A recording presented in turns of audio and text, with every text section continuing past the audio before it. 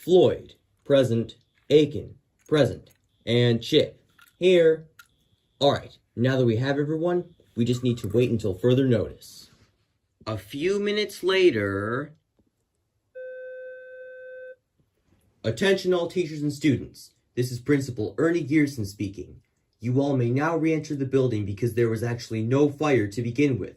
Also, Chick Hicks, please report to my office immediately. Ooh, shut up, Rex. Hi, Mr. Gearson. How can I help you? Hello, Chick. I need to ask you a question. And what's that? So, do you know who pulled the fire alarm earlier? No. Why? Well, you might want to come look at this. Okay, what is it? You'll find out. Ah, yes, there it is, the glorious fire alarm. So, before I do anything else, I need to make